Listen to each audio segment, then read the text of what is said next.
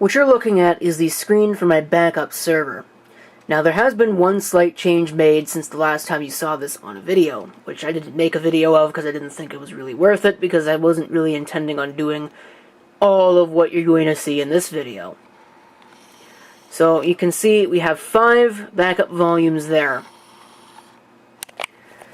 There are actually 9 volumes total at this particular point. There will be 12 when we're done with what we're about to do, which is numerous. Because what we're going to do is, first and foremost, we are going to replace the boot drive.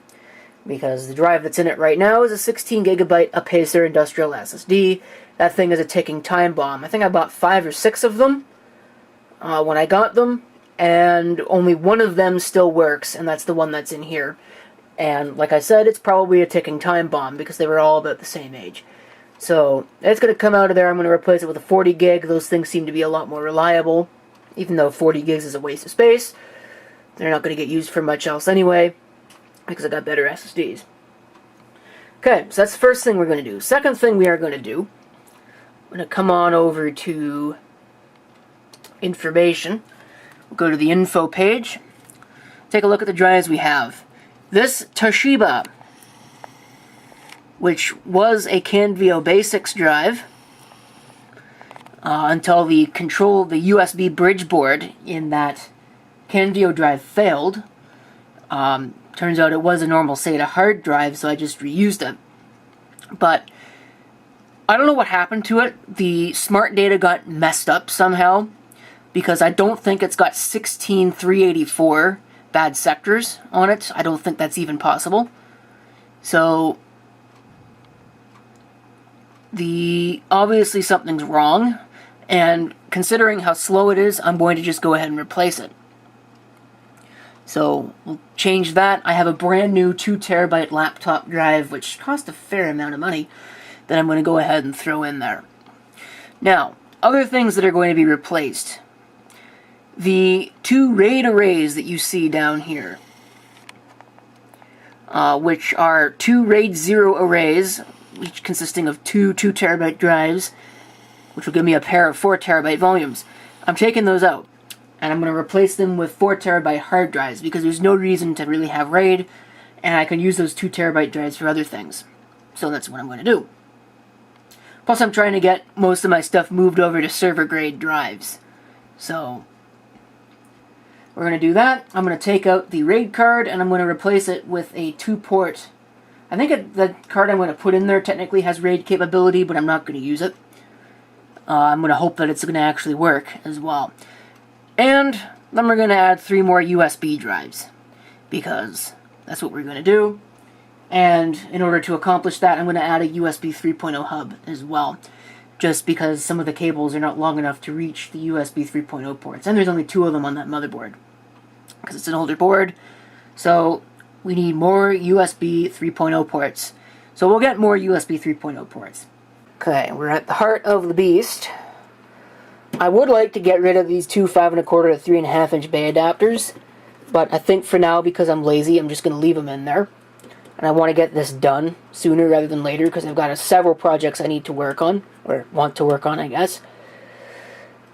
But I think all the drives I need to pull out are actually right here, because I think these are the 4 drives that are hooked up to the RAID card.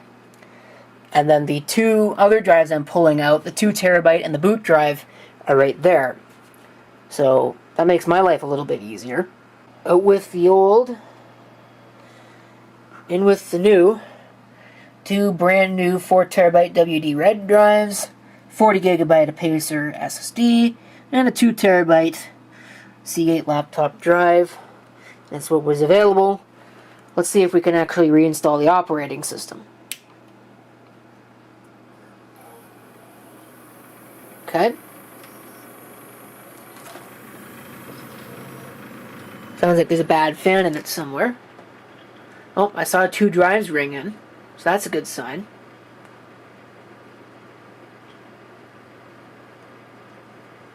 A2, 99, military class motherboard. I don't know what button I just hit. I think I hit F11. Okay, I'm don't know if it actually responded to me. Reset it.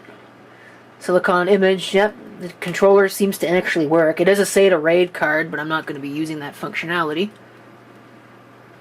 So hopefully it'll just work without too much configuration. Press F11. SanDisk Cruiser. I want to boot to that. So that should boot to the USB stick. Hopefully we won't have as much trouble with this as I did the last time I tried something like this. Bunch of drives, it's loading really slowly. We'll hit enter. And we'll let it really slowly boot up. I don't know why it's so slow from USB. Okay, we want to take option number 9.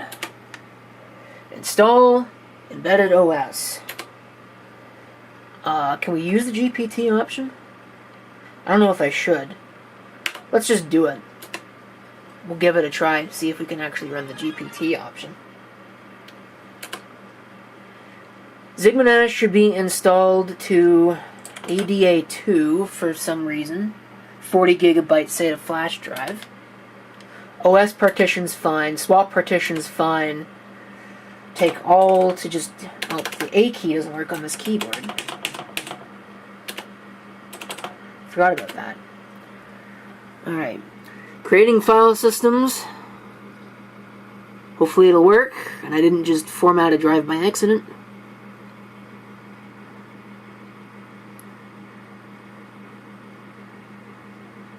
It's now copying over. It's been installed. We'll press enter. Go to exit, and I'm going to go to 7 reboot. Do you want to reboot? Yes. I would love to do so. Okay. I'm going to yank it.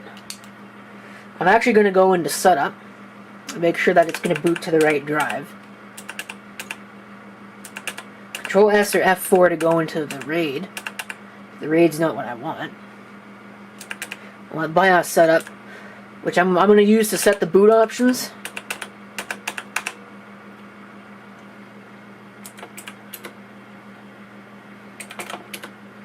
Okay.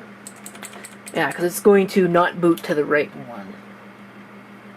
I need to go to the hard disk drive BBS priorities. Yeah, that should be SATA 1 first. Can I set these to disabled? Because that's what they should be. Hopefully they'll stay disabled.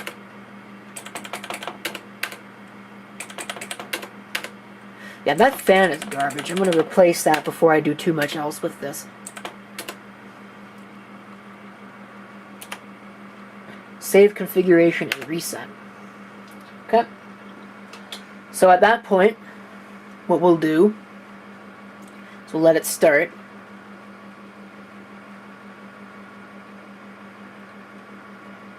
I'm going to replace that cooling fan that's very obviously bad. Sounds like garbage. Of course, first we'll see if it boots, which it looks like it is going to. That's very good. Very good indeed. And once that works, I can actually go ahead. I'm going to just import the configuration.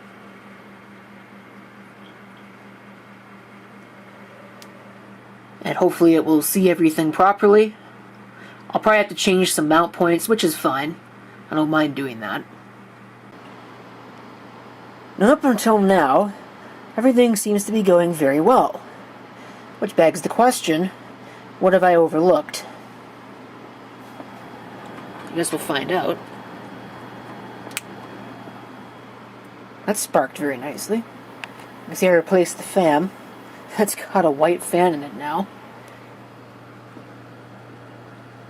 Well, that much works.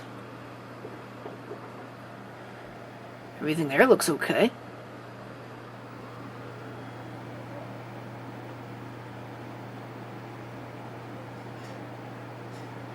Okay.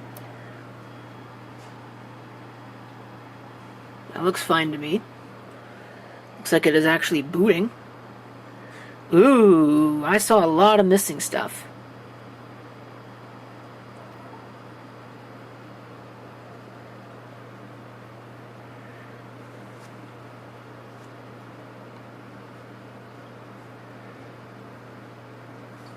Okay.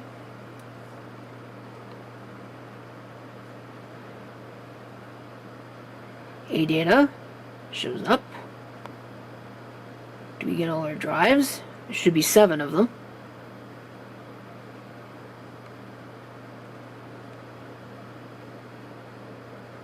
Is this where it stops?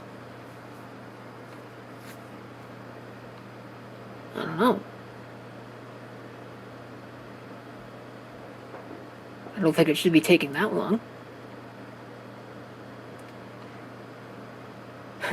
Here's where things go off the rails, I guess. Okay, I take back what I said. Because it looks like we're mostly okay. But one of the USB drives is not liking that USB hub. I don't think. Yeah, it just shut down. The operating system has halted. Press any key to reboot. Okay, well, I'll try without the USB devices and see what happens. Well, it booted without the USB hub. Let's see if it will accept my plugging it in now. If I can actually plug it in. Maybe I can't. I don't know.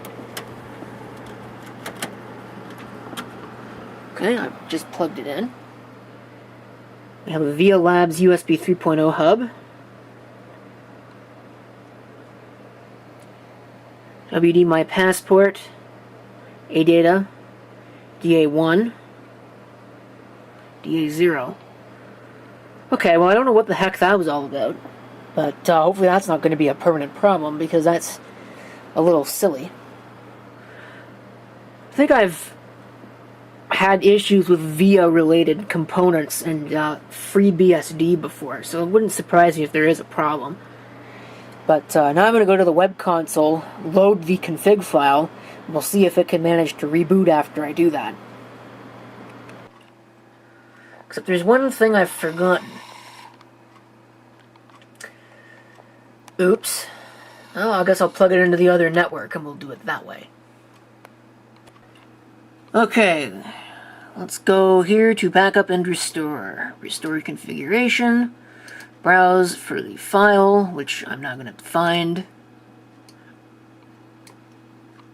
Should be here. With all the firmware files. Looking for the latest dumpster. There it is, because that is the name of the computer. Restore configuration. Configuration has been restored. Computer is rebooting. Let's watch it do so. See if it actually will start with that USB hub plugged in. Somehow I'm getting the feeling that it won't. This is where it stopped the last time, I believe.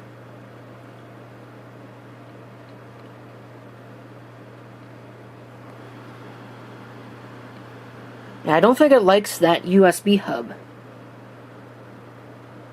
I think that's our issue, is it does not like that USB hub.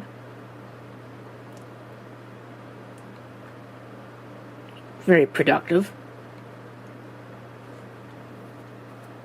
We have to get a different USB hub.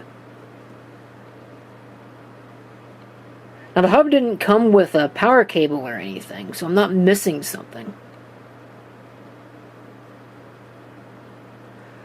Yeah, that does not look very promising. Yeah, okay. I'm gonna unplug it. Just pull it. See if it'll boot anyway. And I guess for now I'm going to be using USB 2.0 ports on that board, because I only have one PCI Express slot that I can use. I have a feeling if I put something in the other slot, then it'll not work with the video. So I'm gonna plug those in directly, and then that'll be that. I guess I can't really do much else, can I? Okay, I rebooted it again, and I'm a little curious actually. I almost wonder if I have a bad USB 3.0 cable on that. It's actually the ADATA drive. I'm wondering if that is an issue. So I may try the USB hub again and just not plug that drive into it in particular.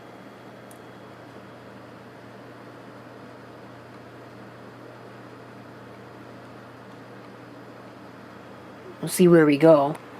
Because I was having one hell of a time trying to work with that anyway. You can see the blue light went out. Now it went back on again. Yeah. I think that USB... I think that that cable is bad. What an unbelievable piece of garbage. I have not had this problem before. Why all of a sudden am I having this problem? I'm not understanding why all of a sudden I'm having this problem. It's so stupid. I'm half tempted to take a hammer to it. Maybe that'll make it work. What a useless pile of garbage. Just garbage. Pure garbage.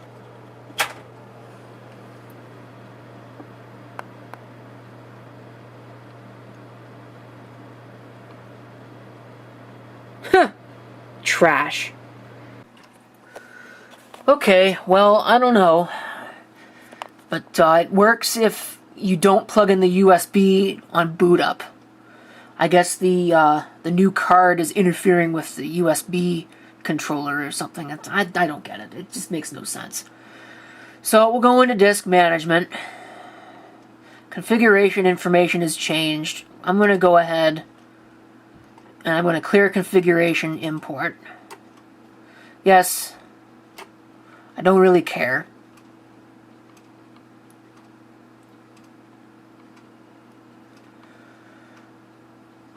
Alright, so there's 3 drives that are unknown or unformatted, which is fine.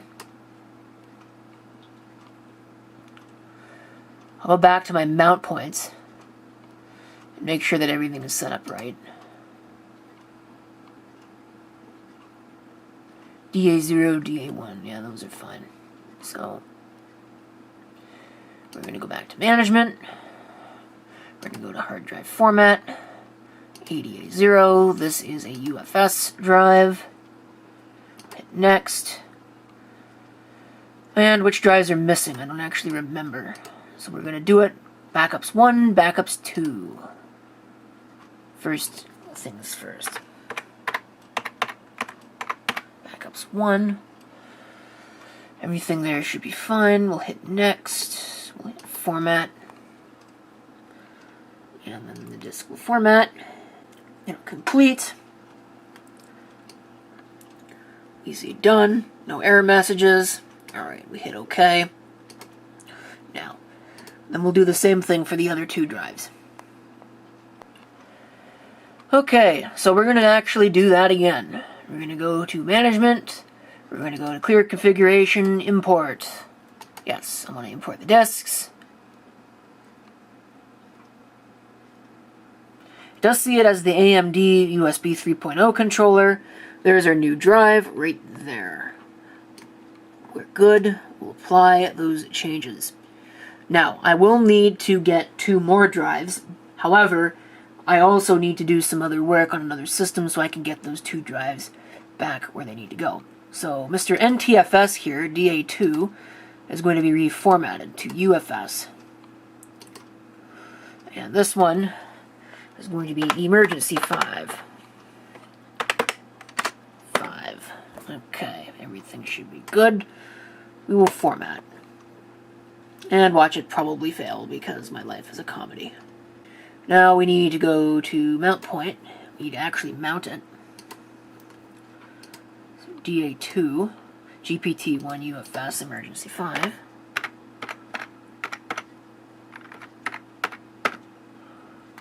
Okay. I'm going to take away all permissions for others because it should need those. We'll take away write permissions for the group. We'll add. We'll apply. And there should be our mount point.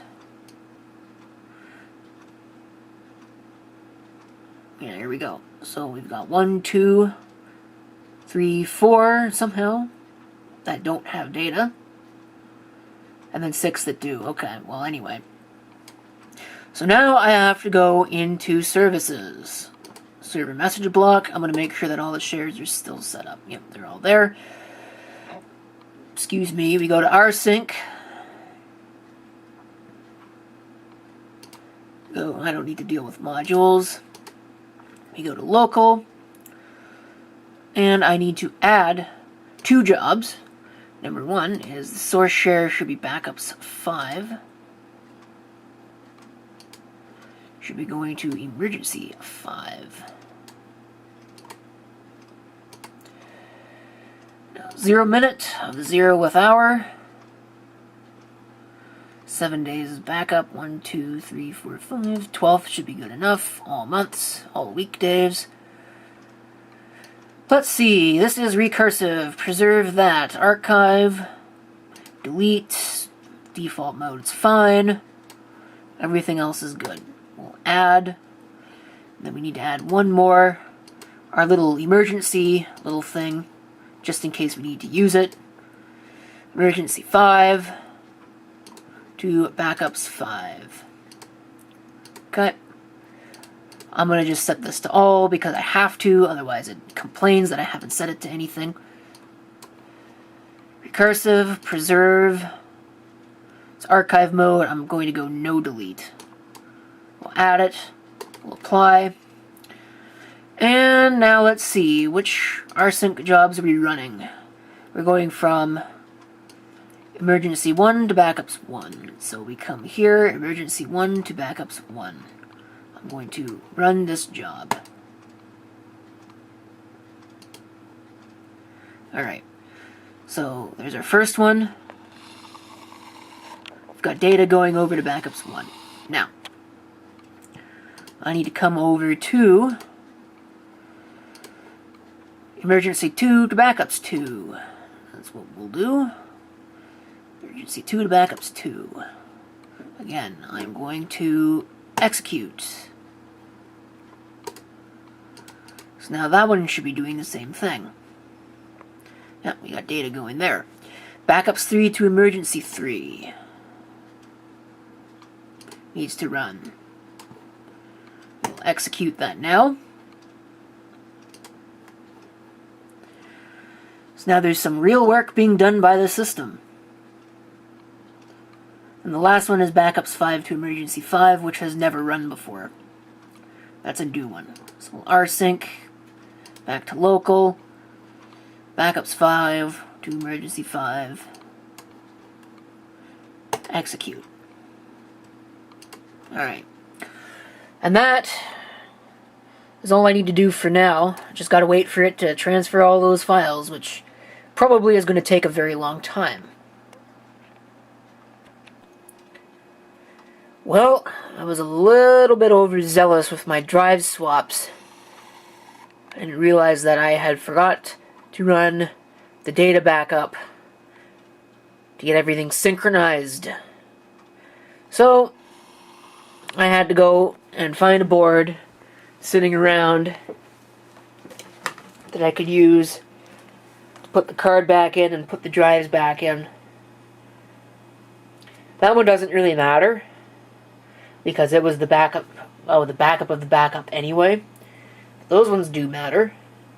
At least some of them do, or parts of them do. There's one folder on the one volume that matters, and then I gotta get all the disk images backed up, so oh well, no big deal. Means I can actually check the health of these drives while I'm at it. Once I'm done with this, I'm going to go ahead and just check drive health and make sure that everything checks out on those drives. Alright, that's an interesting moire pattern, but these are the final 2 drives that I am going to be adding to the backup server now that everything is done and dealt with. The irony is that at the base of it all, these are exactly the same drive. It's just that one of them is significantly fancier looking. I'm not really sure why they call it a one-touch, because there's no button on it anywhere or anything like that, unless this is supposed to do something. But, one touch is actually a Maxter thing. But, at the base of it all, it's the same. Presumably, it's actually a SATA drive. This is just a standard Seagate expansion drive.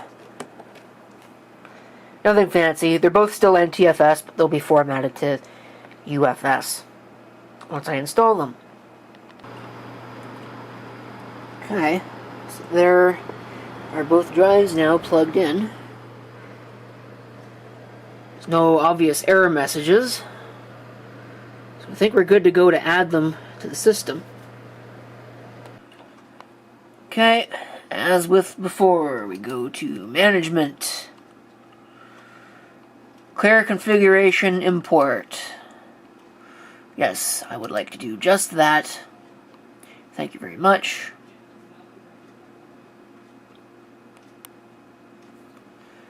Let's see what it does.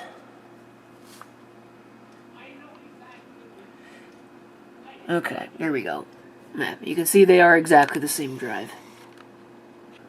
We'll go to Format. I'm going to select them one at a time. They are to be UFS drives. We'll call it Backup 6.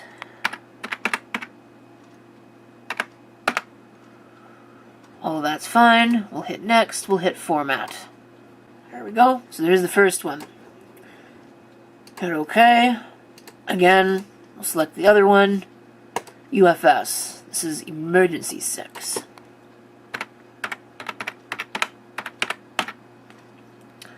We'll hit Next. We'll hit Format. Second verse, same as the first. Cool. Good to go. Alright. Now we go to Mount Point. And I gotta mount these things. So, we're looking at DA3, GPT-1, this should be Backup 6. I don't need to enter a description. That should be good. Okay. We'll add another. Excuse me. Emergency 6. And we'll make our permissions changes.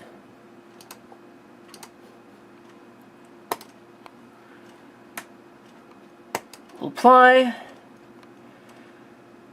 And there you go. So now I got all 12 volumes available on this thing. So we go to server message block. I have to add the share. So this should be Backup 6. Comments. I don't know why it wants a comment. Don't really care. And we should be sharing Backup 6. It's not read-only. It is browsable. There is no guest access.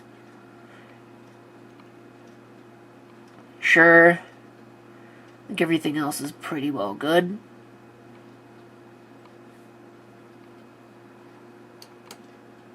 So we can add that. There's our share. And then we go to rsync. It would be very nice if I could just duplicate these things. I'm not going to bore you with that because it's the same creation we've already gone through. I was editing this video together, and I realized that I neglected to talk about one thing. You saw it in the video where I had all those issues with the USB, either constantly disconnecting and reconnecting or causing problems with the boot up, making the system crash. It didn't stop with what you saw. Once I managed to get everything working, when I started transferring data, it happened twice, where the USB device dropped off of the USB bus and caused the system to kernel panic. And I'm telling you what, that takes a lot of trying to make a FreeBSD system kernel panic. So, whatever. What it turns out is going on, and again, I'm not entirely sure why. I've seen similar issues before, but the SATA PCI Express card that I installed, which bases itself on a Silicon Image SII3132, I believe. I guess the point's moot because it probably would happen with any of them, but it was taking over the USB bus and interfering with its proper operation. And it wasn't just USB 3.0, it was the USB 2.0 as well that was not working. So my solution, and you may have seen it, was to just install a USB 3.0 card, and that managed to make it work, because the two of those cards didn't interfere with each other. But still, kind of weird that that would cause a problem and it wouldn't completely break USB on the system if it was causing a problem, but I'm glad I was able to solve it. That's pretty much it for now. I do have room to add 2 more drives. I can't envision a scenario in which I'll need to add 2 more drives. I think we'll probably be good for quite some time. So, that's pretty much it.